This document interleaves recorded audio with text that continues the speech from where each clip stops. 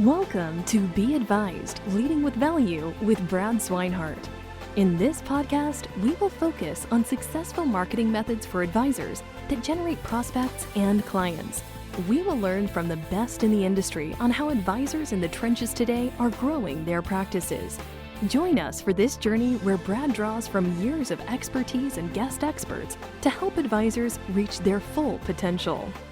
This podcast is brought to you by White Glove's Podcast Connect program, a done-for-you, fully integrated podcasting system that will help you keep in touch with all of your leads. A keynote speaker and coach who offers vibrant, insightful, and functional observations to help financial professionals grow their skills and business. That is Frank Maselli, a best-selling author and award-winning speaker, and he is here with your host, Brad Swineheart. So, Brad, tell us more about Frank. Frank A. Hey, buddy. It is so good to be chatting with you again. Thank you. You too. It's been a while. Man, yeah, we've hung out for like 5 or 6 years now. Amazing. Learning from everything. I tell you, listeners here, I've seen Frank speak and do coaching easily more than a dozen times. And most of those were the same presentation. And every single time I learned something and I took more away. And I laughed my ass off because Frank is the funniest dude you've ever seen. And I really appreciate you being on the show, man. Thank you. No, it's a pleasure to be back with you. I love doing this. So happy to do it. So you wrote, like I always tell people, you wrote like the book, right? The book on seminars when it comes to being a financial advisor, what you should do and why. I don't know if it's the book. It is. It's one of a few books, but it's a pretty good one. No, it's the book. Yeah. Well, I'll take that. That's great. No, it's been around a while. It's in 4th edition. I'm doing the 5th edition as we speak. So getting ready to launch some new stuff. Pretty exciting. And let's rewind a little bit. Before you were this expert on helping advisors actually know what the heck a presentation is, you were an advisor. Sure. So how did you get your start? Pure stupidity and desperation. No. Honest to God. I spent the first year of my life as an advisor doing what a lot of advisors do, which was cold calling. And I hated every minute. I thought it was the stupidest possible marketing thing in the world. And I was struggling. I mean, I did well, but I didn't like it. I really wasn't having a good time. Wait, you didn't like cold calling, Frank? That's so bizarre. God. Everybody loves it. Yeah. Find me 5 people who truly love cold calling. I think that'd be very hard. But honestly, I got to give props to a guy. His name is Michael Kahn, and he was a branch manager. He was my first branch manager. I was a wirehouse guy with a firm called Dean Witter. Mike called me into his office. He saw that I was struggling. He said, "Look, you did really well, but I don't think you're happy." I said, "Mike, I hate this. I can't stand this. I really don't enjoy what I'm doing. And I think I'm going to leave the business." I had been an Army officer. I had done a few other things. So I figured I had a career someplace. And he said, "Look, you're too good to leave. I want you to try something. Will you try it?" I said, "I'll try anything." He says, "I want you to try seminars. I think you'd be really good at seminars." I said, "Oh, I'll give it a shot. What the hell?" And I did my first seminar. I got 30 people in the room. I opened 15 new accounts. And I said, "Oh my God, this is hysterically fun." And it works. It works like crazy. And I did 4,000 public seminars. I was doing 7 seminars a week. Wow. So yeah, it was a long-winded answer to your question, but yes, I've been doing these a long time and I love doing them more than anything in the world. So 4,000 in-person seminars. At least. Yeah. And you just loved it, didn't you? If you're doing it 7 days a week, that's something that you like to do. I was doing them Sunday mornings. I was doing brunches. I was doing, I would do speaker circuit, which something, nobody does anymore. But if 2 people gathered in a coat closet, I would come see you. I'd speak to you, so I was doing clubs and organizations. It was fantastic. A lot of fun. So fast forward to today, you've worked with White Glove for, 5-6 years now, helping our advisors get better at seminar. You work with other advisors, you're writing books, you're still doing the speaker circuit, right? But now you're getting in front of big groups of advisors, helping them. What do you think the key, and there's probably more than one, but what do you think the key is to having a seminar and have it be successful? The key hasn't really changed. I think it's modified to the degree that we're now doing more virtual work, and virtual is a very different animal. But I think the fundamentals of presenting and of communicating are the same. And that to me is the emotion that the speaker, that the presenter is able to evoke in the minds of the audience. And that comes from theater. I mean, I did a lot of theater, and in theater, what is theater? Theater is a bunch of people on a stage trying to get a room full of strangers to feel something. And theater, you've got a great script, obviously, Hamilton, you get all excited. But when you're talking about taxes or you're talking about estate planning, where's the passion? Where's the excitement? How do you get that audience fired up? And the answer is you've got to find it and you've got to deliver it, because the audience doesn't understand the finances. You could give the most technically gifted presentation in the world, and they won't understand 95% of what you said. What they will understand is how they feel when they listen to you. And do they trust you? Do they believe in you? Do they think that you can solve their problem? And do they want to meet with you? So the key to me is always emotion. And the book is the 9 critical emotions, obviously. So, but it's hard. It's very hard. Webinars are doubly, triply difficult from an emotional standpoint, because you're not there. You can't sense the room. So you have to really do some very special things for a webinar. But yeah, it's all about emotion, I think, Brad. And you know that. You speak a lot too. So I'm guessing you figured this out as well. I will say, I'm one of the presenters that adapted to webinars because we had to, right? Like when I was probably doing 100 in-person speaking gigs between 2019 and 2020 and very end of 2018, right? I was just hitting the road hard. And then 2020 went right to zero. And we actually held a webinar with advisors on it. There's probably 400 or 500 advisors on it. And we were announcing that, hey, White Glove offers webinars now. And we had a total tech failure and the sound stopped working. So it's like, literally we're a seminar company doing webinars and we can't even do our own webinar. Right. So it was like this, I understand, like adapting to webinars. So it was so, like, for me, it was tough, right? Because you're 100% right. You don't have the audience. You don't know if they're laughing at your jokes or if they're bored out of their mind, if they got their arms crossed and they're sitting back in their seats. You don't know, right? Yeah. You just have to kind of fake it till you make it with webinars. And, it takes adapting. And I talk to a lot of advisors now about it. And I'm saying, and I always tell them, like, look, let's just be honest real quick. Like, you weren't very good at seminars when you first did them either. So don't get too hard on yourself that you're not great at webinars. Right. You mentioned one thing, like you give an awesome technical presentation and how that makes that person feel. And what I've always experienced, like if I'm sitting in an audience and that person is going super in depth about all of these things, one of two things is going to happen to me personally. One, I'm going to get bored, right? I might get bored. I might pop on the old, little act like a screenager here and just sit on this thing, or I'm going to feel dumb because I don't understand what the heck he's talking about. Now I'm like, well, I don't want to meet this guy because now I feel dumb and I don't want to ask my questions and sound like an idiot in front of somebody. And not that I have a giant ego on me, but I'm a normal human being. I don't like to appear uneducated. So how would you, as an advisor, right? I think that we live in this world of acronyms and, different types of nuances that come to the mass complex financial world. Like, how do you get that message across that, hey, I can help you, without either boring them or making them feel stupid? Well, I mean, that's a good question. Obviously, that's the heart of the presentation process. I mean, you've got to break down the entire discussion. First of all, what's the point of you being up in front of the room? What's the core message that you're trying to deliver? I call it the MIT, the MIT, the most important thing that you're trying to get that audience to feel for the event that you're delivering. So if I'm doing a tax seminar, okay, let's pick something that's extremely boring, taxes. What's the most important thing that I want the audience to know? And I'll try to break that down into 3 pieces. First of all, taxes. And basically, this is what I want them saying to themselves as they're driving away or as they're turning off the screen and walking to dinner or whatever. Taxes suck, number 1. Number 2, taxes are likely, and I say for the first time in history, and I think this is true and I make the case for them, taxes are likely to go up in retirement. What the hell's that all about? That's never happened before. So taxes suck, and they're going to suck worse pretty soon.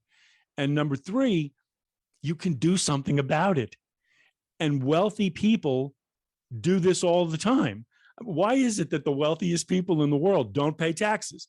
Well, because they know some of the stuff that I'm about to show you tonight. And that's where you have some fun. Now the audience, I mean, God, they're engaged. You've given them the structure. Once you give them the structure and the most important things that they need to know, then you can build in and fill in with facts and stats and graphs and charts. And God knows we have way too much of that stuff in this business. But at the end of that workshop, they walk out and they go, oh yeah, taxes suck. Taxes are going up and damn, I better do something about it. So that's it. That's what they remember. And it's really it's simple, but it's not simple. You know what I mean? It's simple to say. It's not necessarily simple to do all the time, but that's what we try to do.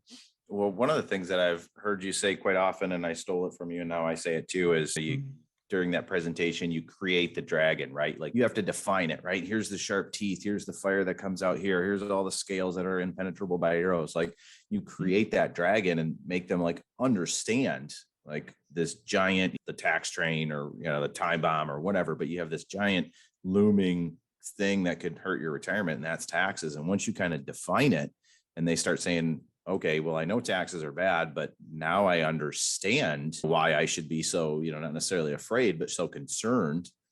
And then you slay the dragon. That's what you always tell me, because you have to slay it because people are already scared, right? I don't know. You can't hop on social media without getting scared, I think by design from some of the publishers out there. But can you talk about that a little bit? Like, how do you really formulate that? And then what do you do about that innate fear that they already have? It's a great question. And they're coming to the workshop because they're scared. Years ago, we used to have to scare people at a workshop. I don't think that's ethical anymore. I really don't, because now you're just piling on. People who are coming to a workshop, whether they realize it consciously or not, they have a fear. There's a certain fear that's driving them there. There's a concern. We'll call it a concern. And the create the dragon part is to make them see what the problem is and how that problem is going to affect them. That's the create the dragon. But the slay the dragon, that becomes the metaphor for the relationship. And if they can walk out or turn off your webinar and say, damn, this is a problem, and this guy seems to really understand it, and I think he's got the right arrows to solve this problem, that's all you can do. That's the best you can hope for. So slaying the dragon, and I'll tell you, one of the mistakes I see a lot of advisors make, and you didn't ask this, but I'm going to anticipate that you would have asked this. One of the big mistakes a lot of advisors are making right now is they give problem, and then they give product as the solution. And that's the worst possible thing to do. You should never even mention product in a workshop. Product is the last thing. I'm the solution. Working with an advisor is the solution. Working with a professional is the solution. But if they don't solve the problem, there's no reason to come see you. Nobody sets an appointment if they don't think you can solve their problem. So creating the dragon, very critical. Slaying the dragon, even better. And that's the metaphor for the relationship. And that's why people will bond with you. I love that so much. And what do you think, there's the I think of it, it's kind of like an old school mentality of like a secret sauce, right? Like, oh, come me, I can do X, Y, and Z, and I'm not going to tell you what it is, but if you meet with me, we'll be able to do whatever. Some advisors think like, well, if I tell them everything, they're going to go do it on their own. And I don't want to do that. I want them to come to me for the solution. Like, where's that happy medium? Or is that even a concern anymore that someone's going to go do it themselves?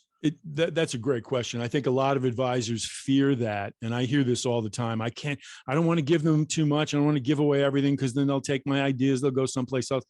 That's not true. That's absolutely not true. I just wrote a piece on the fever model. And one of the stories I tell in there is about a carpenter. I'll tell them very briefly. I don't want to take too much time. I had a carpenter come to the house. He was working on some other stuff. And I asked him a question about this chop saw. I don't know if you've seen one of these chop saws. I love these things. I don't know how to use it, but I wanted to buy one. And I said, should I get a chop saw? I want to do this thing.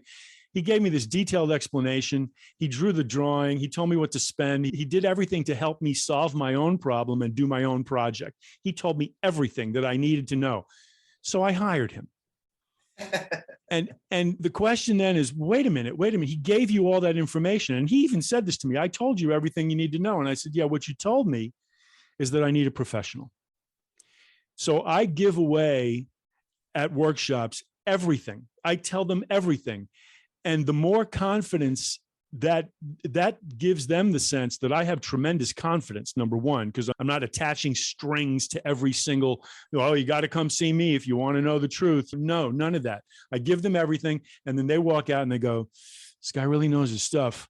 Sounded pretty complicated. Do you want to try it ourselves? No, let's hire him. Let's hire him. That's what we want. That's what they want. They want you. They don't want ideas. They don't want information. And you'll hear people say, oh, I just came for information. No, they didn't. They came because they were looking for an advisor. And if they say that to you, that means you didn't inspire them. You didn't connect with them. They're lying to you. They were looking for love. You didn't give them love. They're looking for someplace else. So that's a very insightful point, though, Brad. You're 100% right. I think so. Very powerful. This podcast is brought to you by White Glove's Podcast Connect program, a done-for-you, fully integrated podcasting system that will help you keep in touch with all of your leads. And I think too, I talk to a lot of advisors, and they say their least favorite clients, let's maybe say it in a nice way, their least favorite clients to work with are the do-it-yourselfers, right? Because they're just constantly second guessing. They're not, they want to do everything themselves. So I almost think too, if you're giving a seminar and you say, hey, here's all the tools, here's the blueprint, here's what you do, that real do-it-yourselfer is going to take that and leave, and you don't want to deal with them anyway, right? Exactly. You want that, to quote Frank, you want the person that's going to get in the rowboat, right? They're not going to fight you when you're handing out the paddle there. Yeah. One interesting thing you mentioned, one of the common objections that people will hear is, I'm just here for the info. Yeah. What other common objections do you think people giving seminars run into, and how the heck do you get past some of those? I know the first one off the top of my head is, well, I don't have any money. That's what we always talk to advisors about, is like, look, if you walk out of a seminar and you come to me and you say, hey, those people didn't have any money, my first question is, well, one, how do you know? Like, are you asking them in front of everybody?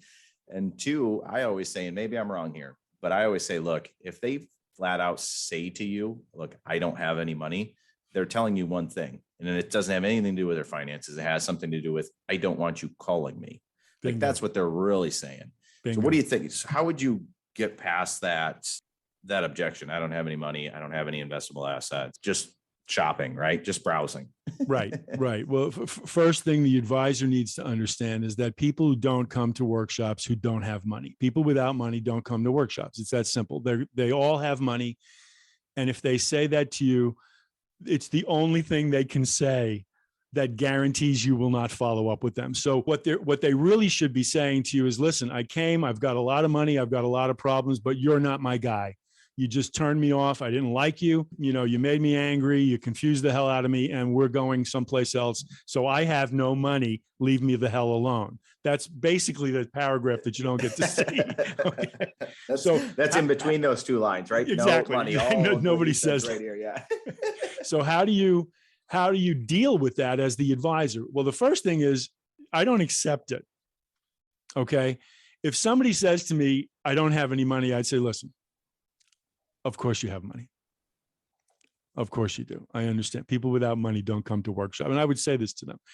Frankly, I would deal with it long before that. But if you ask me how I handle the objection, so I'd say, of course you have money.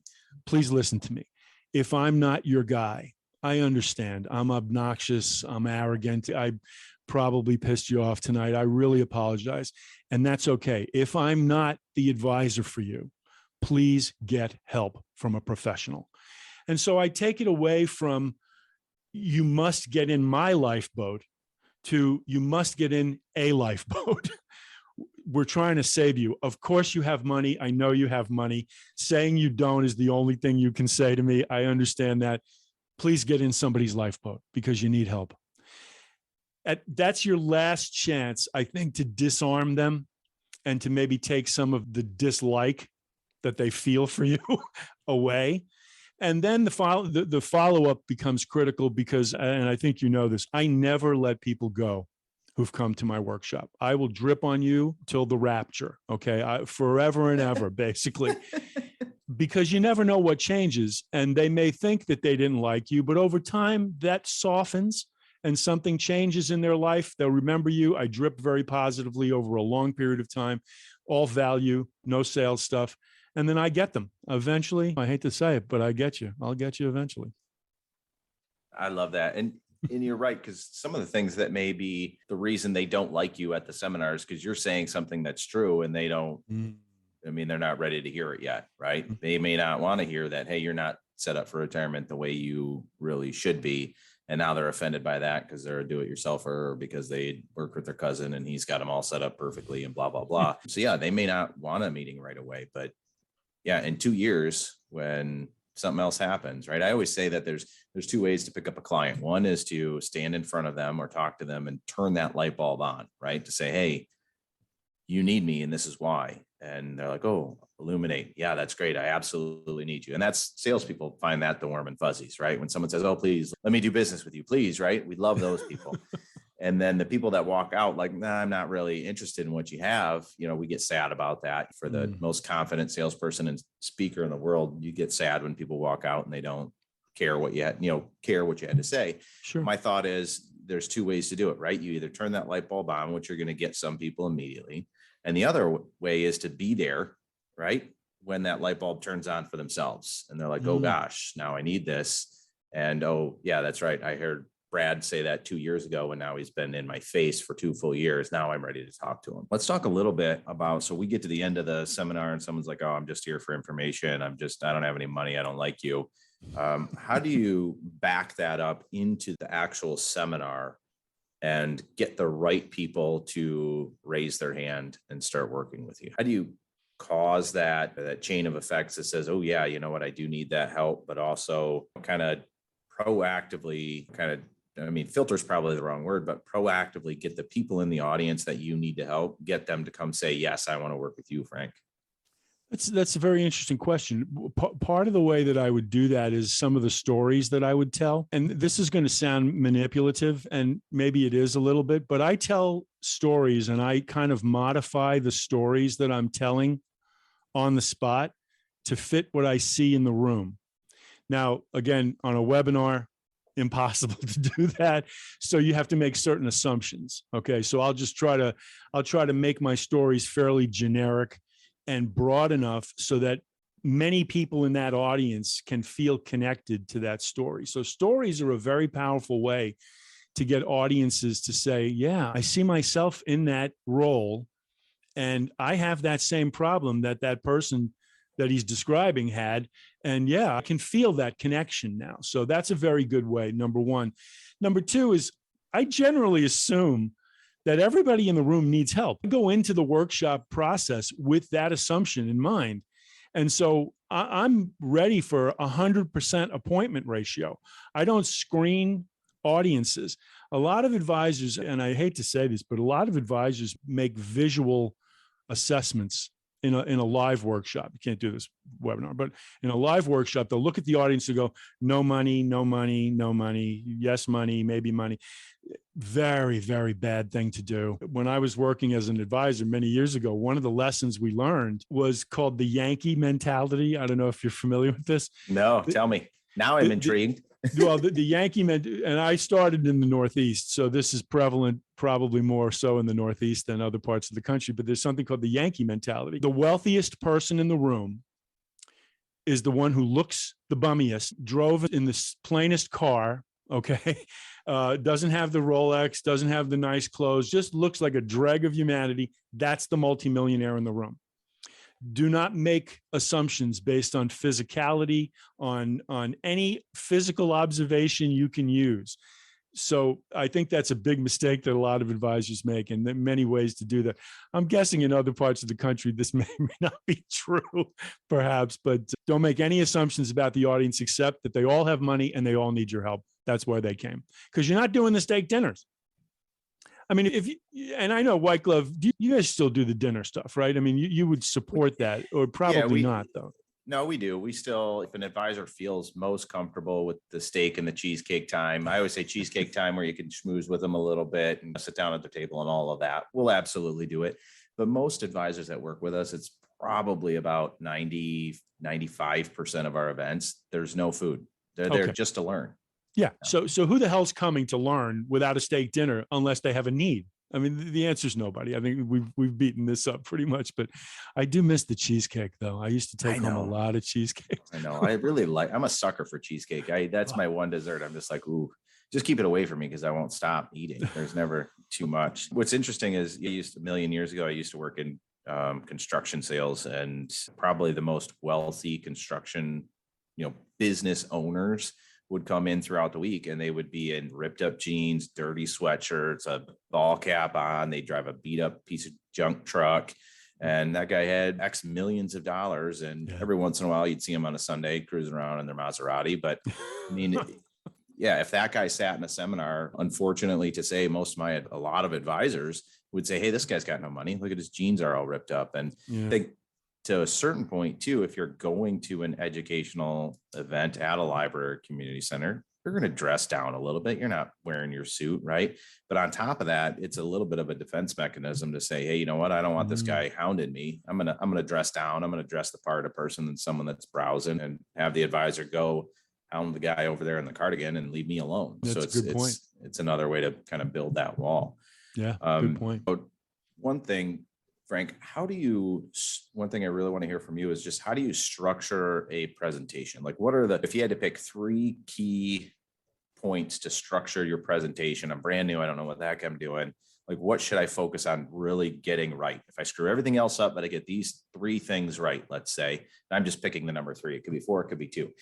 What would you tell an advisor? Make sure you do this correctly. Well, I think you need an opening. I think everything starts within the first minute or 2 of the workshop. I think that's where you really grab the audience's attention and you send them a message that this is going to be a powerful show. This is going to be an exciting moment. And in theater, I mean, I go back to theater a lot because there's a lot of parallels, frankly. In theater, there's an overture. What's the purpose of the overture? The overture is like, holy cow, it's every song in the show condensed. It's exciting. And then the curtain goes up. So you need an opening of some kind. You don't necessarily need the dollar bill or the other power openings that I've created, but do something within the first 2 minutes of that workshop that sends the message that this is going to be valuable and important. And boy, you're glad they're there and they're going to get a great show. That's number 1. Number 2, you need organization to the body of the delivery of the workshop. You need to deliver an organized presentation because audiences struggle to figure out where they are in the journey sometimes. Very, very difficult on a webinar, but both live and in webinar, you need some sort of structure. So I generally say, folks, I'm going to show you 3 things tonight. We're going to talk about, I like the number 3. There's a magic to the number 3. We don't get into the psychology. It could be 4, it could be 5, whatever. But I give them a low number. I don't do there's 15 things you need to know. That's too much. 3 things, 4 things you need to know. We're going to hit them really hard. When you leave here tonight, you're going to know exactly what to do. And then I think you need a good close. You bookend the seminar with a power opening and a power close. And the power close is where you bring it all together. And then you say, in not these words, but you basically say, look, you need a professional to guide you on this journey. And you've seen it, I've been using the Harbor Pilot. I've fallen in love with this story. It's just such a great analogy for what professionals do in our industry today. I like the mountain, the up the mountain, down the mountain. I'm the Sherpa who takes you down the mountain, blah, blah, blah. I love the Harbor Pilot 10 times more than that because that's much more apt to what we do. The Harbor Pilot guides you into retirement. The journey's been 30 years on the open ocean. You didn't hit anything. You come into the harbor, you're going to hit 50 things. Now you need a specialist. I mean, basically, that's what it comes down to. The open ocean journey is very risk-free. Storms, you get blah, blah, blah, but you don't hit anything. As soon as you get to the harbor, there's 500 things that you're going to hit and you can sink the ship. That's why every ship needs a Harbor Pilot. I'm a retirement specialist. Let me help you. And then we've written this all up in ad nauseum. So good opening, great organization in the middle with emotions, and then a great close. And then that's as much as you can do. What else can you do? That's it. Yeah, you just have to be liked, right? Just liked and trusted and show that you know something, speak to people, not above them, all that good stuff. I know we're coming right up on time here, but maybe for the last question I'll ask you, Frank, is, you and a little bit me to a lesser degree, but you're a charismatic, fun-loving, enjoyable human being. right? Seminars for you is like, yeah, get me up there. I am eager. Put me on stage, boss, I'm in. And White Glove does all that, right? We will put a human being on a stage where they get to talk to 20 households. What would you say to the advisor that's never done seminars or maybe doesn't think public speaking is all it's cracked up to be? I sense a lot of frustration sometimes from advisors that are buying leads or trying to basically do cold calling because they're just getting names and numbers from other lead generation companies. What would you say to them to kind of ease their fears of, you know what, get on stage, it's going to work for you? That's interesting. It's kind of hard for you and I to understand people who are afraid to get on stage, but that's the majority of humanity. It really is. The first thing I would tell an advisor is have confidence in yourself, because just the act of becoming a financial advisor, the skills that you innately have without even knowing it, put you in the top 1% of humanity in terms of your ability to communicate with other people. So you're probably a hell of a lot better than you think you are. That's number one. Number two, get some help, get some coaching. The skills necessary to become a really great presenter, virtual or live, doesn't really matter. Those skills are completely learnable. This isn't magic. None of this isn't Harry Potter land. Okay.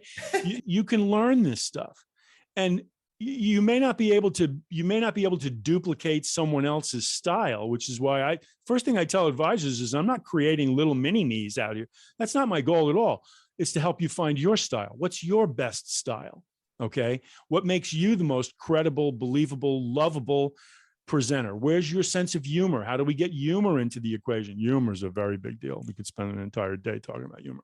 So that's number two, get some help. And then with the coaching, don't think that you're ever alone. When you work, and I'm not doing a White Glove commercial here, but when you work with White Glove, you're never alone. You have people with tremendous experience who exist to help you be better at what you do. I mean, the better they are, the more White Glove loves it. Am I wrong? I mean, the worst thing you could have from a White Glove perspective, the worst thing is an advisor who tries 2 or 3 seminars and then goes away forever because they didn't work. That sucks. That's ridiculous. And there's absolutely no need for that. So get help. If it's not me, if it's not Dan Collison, if it's not one of the other coaches, get help from the White Glove people. Get you help people all the time. So don't go this battle alone. You're better than you think you are. You can learn the skills necessary to succeed and get help, because we're out here and we exist to help you. So there you go.